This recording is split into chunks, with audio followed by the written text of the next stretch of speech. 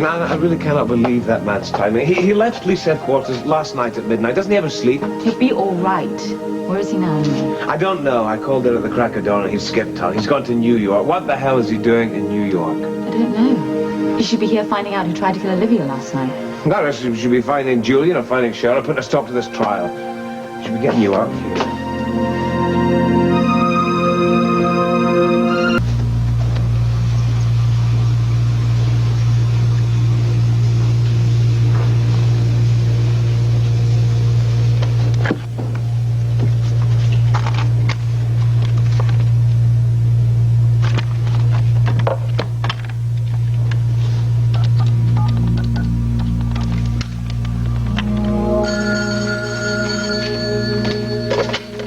Lavery residence.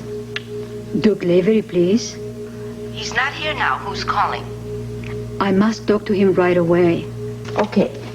Give me your name and number and I'll have him get back to you. All right, take this down.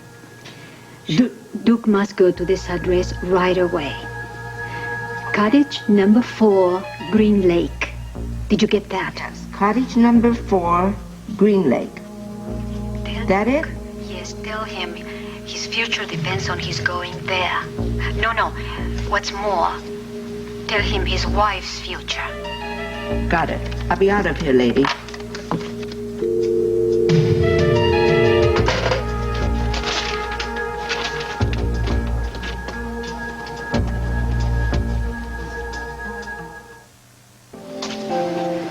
I don't know if this helps, but I've been through this. And eventually the good guys do win and you do survive. Plus, you've got everybody in Port Charles pulling for you. Yeah. Thanks very much. That helps a lot. Well, you and Jake need to talk, so I'm going to leave you. Okay, thank you for everything, all of you. You're going to win. Right. Thank you. I suppose you heard that Scorpio split town all bloody times. Yes, I called the office and I got the news. I can't say that I blame him, quite frankly, after that catastrophe he staged last night. What the hell does he run? The Keystone Cops? 1 minute he's a suspect, next minute there's nobody there, everybody's gone. Duke, please, I've got to discuss what I'm doing. Yeah, I know that. I'd be very upset at that man's time. He should be here where he's needed. Duke, calm down. You're not helping anything now. Look, our strategy today is very simple. Anna takes the stand, she tells the truth. She's innocent, and she says so. That is what happens to worry me.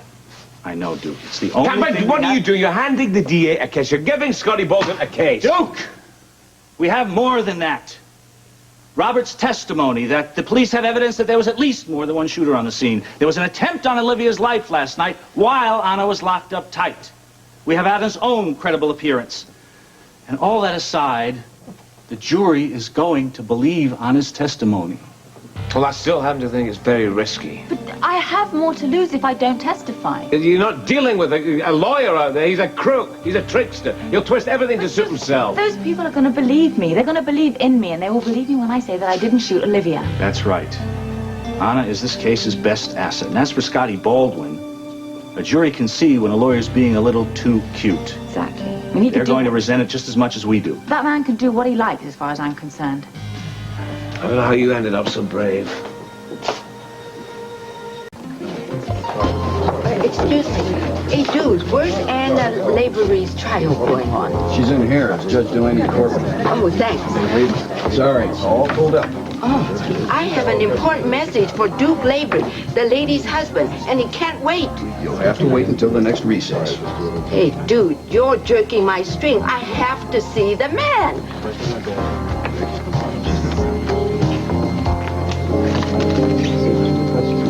The x-rays revealed that the bullet lodged near the spine in an area that made it impossible to remove without lengthy and potentially fatal surgery. What caliber bullet is it? I really can't say that looking at the x-rays. Do you think Olivia will recover from her comatose state? I'm just a doctor. That's in God's hands. You think she's gonna die? Well, I think we're all going to die eventually, Mr. Baldwin. Actually, that's impossible to say, but many people have recovered from worse injuries. No further questions. The defense has no cross with this witness, Your Honor. Thank you, Dr. Jones. You are excused. The state calls Dr. Monica Quartermain.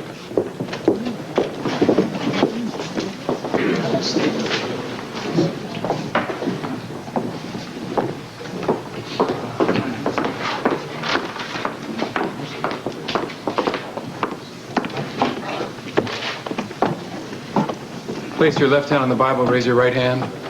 Do you, Monica Quartermain, swear to tell the truth, the whole truth, and nothing but the truth, so help you God? I do. Please be seated. Please state your name and occupation. Monica Quartermain. I'm a doctor at General Hospital. Dr. Quartermain, there was a very encouraging story on the news last night that Olivia St. John was regaining consciousness. Did you see that? I heard of it, yes. And speculation that she might just be able to name her assailant yet again, or perhaps a different assailant. You heard about that? Yes, I did. Well, it turns out the rumors were false. Olivia St. John was not regaining consciousness. Isn't that true, Dr. Quartermain? Dr. Quartermain? Yes. Dr. Quartermain, you are the primary physician in charge of Olivia St. John's case. Yes, I am. Not only were you in charge, but you were present a few weeks ago. Olivia St. John, in fact, did regain consciousness for a few brief moments. Yes. Who else was present at that time? Well, the usual ICU personnel. Who else? Commissioner Robert Scorpio. Could they all hear what Olivia said? Objection, Your Honor. Dr. Quartermain can't possibly know what anybody else can hear. Agreed. What did Olivia say that you could hear? Well, I mean, she was disoriented. She was rambling. I mean, she had been in a coma for several days. Okay.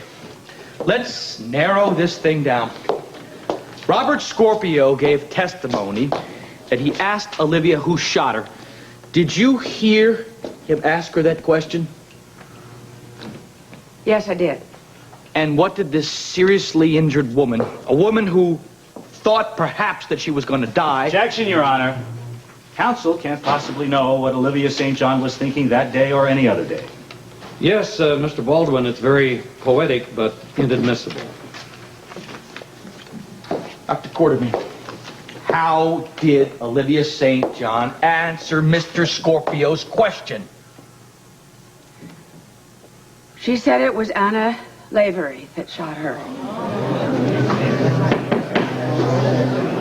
Order.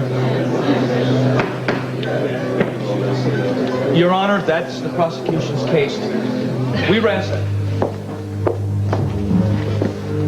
Mr. Meyer, you have a cross-examination coming before you start your defense. No, Your Honor, we have no questions for Dr. Quartermain, and the defense is ready. All right, you're excused, Dr. Quartermain. Thank you very much. Go ahead, Mr. Meyer. Your Honor, the jury has already heard my opening statement, so I won't repeat myself.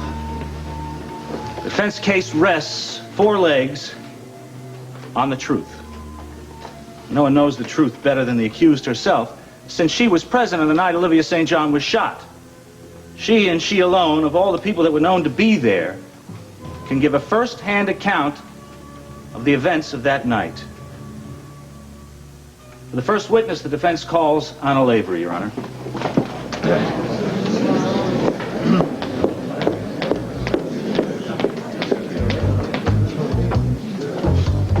Place your left hand on the Bible, raise your right hand. Do you, Anna Devane Lavery, swear to tell the truth, the whole truth, and nothing but the truth, so help you God? I most certainly do. Please be seated. Now we'll find out what really happened. Please state your name and occupation. My name is Anna Devane Lavery, and I am a licensed private investigator. This pair of lovebirds just appeared in your house. You have no idea who sent them? No, I had no way of knowing where they came from, except for what Olivia said to my daughter. What did Olivia St. John say to your Objection, daughter? Your Honor. If he wants to hear from Robin, he can put her on the stand. No, No, I could never allow that. My daughter's been put through enough by that woman already. No. Order. Order. We understand the mother's heart, Mrs. Lavery, but I'm afraid I cannot allow what your daughter told you. I understand, Ronald. What happened to these lovebirds, Mrs. Lavery? A few days later, somebody broke into our house and killed one of them. Objection, Your Honor. Does the defense have any proof that Olivia St. John did the bizarre thing? Your Honor, a sworn statement by the man that committed this act and other acts, which we will describe later, was given to you as court document number 19. I'd like to submit this into evidence now with the same freedom from harassment that we all granted Mr. Baldwin. So in other words, counsel just wants to forget about any kind of rules that apply to hearsay. Your Honor, we're painting a picture here of emotional and psychological harassment against the entire Lavery family. We're not going to be able to prove to the law's satisfaction every moment of Mrs. Lavery's testimony, but every word speaks to her state of mind when she faced Olivia St. John that night. I hear this right. He's making the case for me. Mr. Baldwin? In interest of fairness, we have no objection, even though technically it's nothing more than hearsay. However, it certainly does arouse my curiosity. Proceed, Mr. Meyer.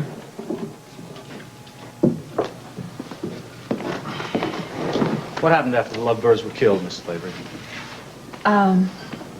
My daughter was taken from school by a woman pretending to be a police bodyguard for her.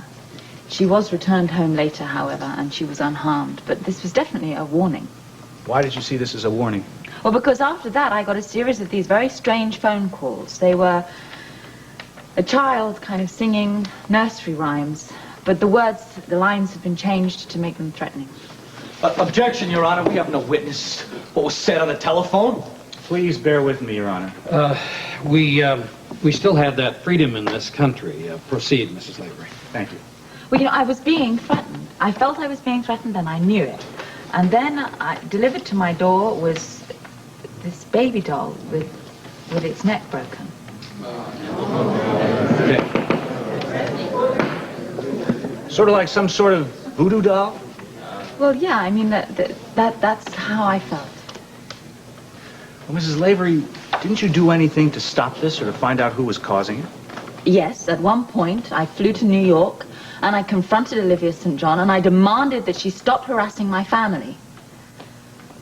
What did Olivia St. John say? Well, she denied it, of course, but... Go on. I can't. I would be speculating on her state of mind, and I would have the assistant district attorney raise hell with me for doing that. Speculate away, Mrs. Lavery. Catch you on the cross-exam. Go on. Well, she denied it, obviously, but in such a way that she was taunting me, like she wanted me to prove it. Well, you're right, Mrs. Lavery. It is pure speculation. Mr. Meyer, which way are you guiding your witness? Please bear with me, Your Honor, just for a moment. Can you tell us and take us through the next event, Mrs. Lavery?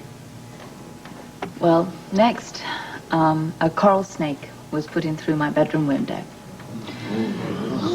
Nothing came of it. It was killed.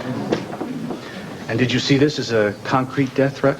Well, yes, I mean, obviously it was, you know. I mean, this is one of the most dangerous snakes in North America, and it's not very common in this area. And why it was crawling around on my bedroom floor, it was a definite attempt, murder attempt, I felt. But then, you know, what happened next was worse. Would you like to take a break, Mrs. Lavery? No, thank you. I prefer to continue, Your Honor. It's been hard enough getting to this point. I'd like to remind the court and the jury what you're about to hear next, in particular, will be documented with evidence by the perpetrator himself.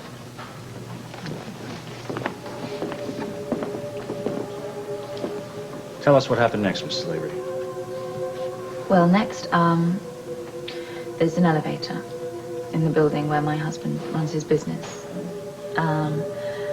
Olivia had her hitman, I suppose you could call Your Honor, this Jordan slur on someone who's not even accused. Overruled. No one has been named. Continue, Mrs. Lavery. Right. Olivia had her man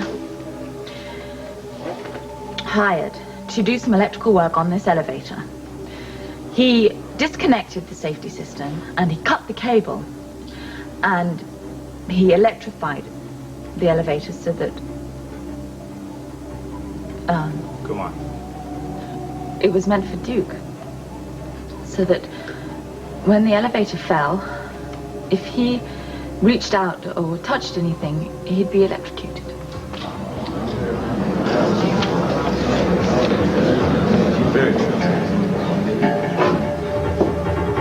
Mr. Lavery was not in that elevator, was he? I was.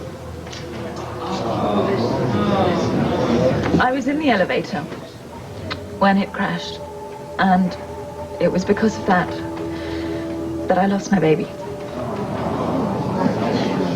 We'll have a 5-minute recess. All right. Would you like to go in the back for a few minutes? No, see Duke.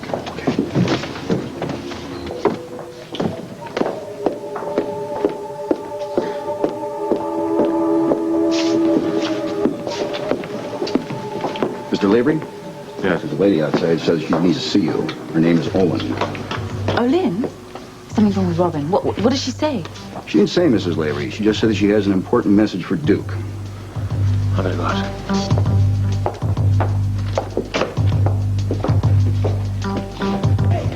Excuse me, please. What's the matter? Is it Robin? No. Robin's just fine. She's in school, no problem. But this gal phoned you right after you split from the house, said she needed to talk to you real bad. I said, no way, Jose. But you better give me the message. What's this? Cottage number 4, Green Lake. I don't understand. What else did she say? What she? She said your whole future depended on it, and more important, your wife's. That's it. I guess I'm supposed to go here then, yeah? Oh, babe, you're messing around with these bad dudes. That could be a setup. They could get you out there and waste you. Oh, come on, Olin. They're not better. But anyway, what did this woman sound like? Sort of a foreign generic accent. Not Chinese, I know. And she was trying to disguise her voice, but I know I've never heard her before anyway. Okay, thank you. I'd have to remind you, take better care of Robin now. Oh, sure. I'll meet her at school, and I'll watch her like a hawk. But that's the least of your worries. I'm going to go back in, and I'm going to make all the other. Hey, you give that gal my love. Hear me? Of course I will. Hi, is Robin all right? No, she's fine. Olin had an urgent message for me. It's on the telephone. It's from. I don't know, that's the whole thing. It says cottage number 4, Green Lake.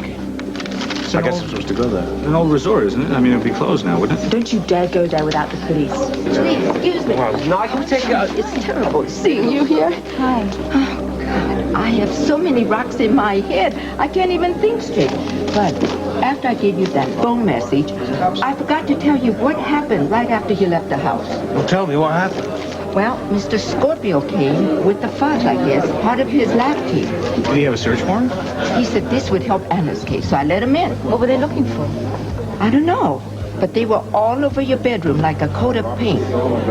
I guess whatever he was looking for, he found it. Well, what did he find? Did he take something away with him? Yeah, it was some little thing he put in a plastic bag in his pocket. Did you see what it was? No, but I heard Mr. Scorpio say to his driver, get me to the airport ASAP. Oh, well, I just wonder what happened to be in our bedroom that Scorpio knew about, that we didn't know about, that was important to the case. I don't know, but at least he's working on the case, which is why I went to New York. Well, given his recent track record, I wouldn't count on him too much. Anyway, I'm going to go up to this place. You teach me. I will. Be careful.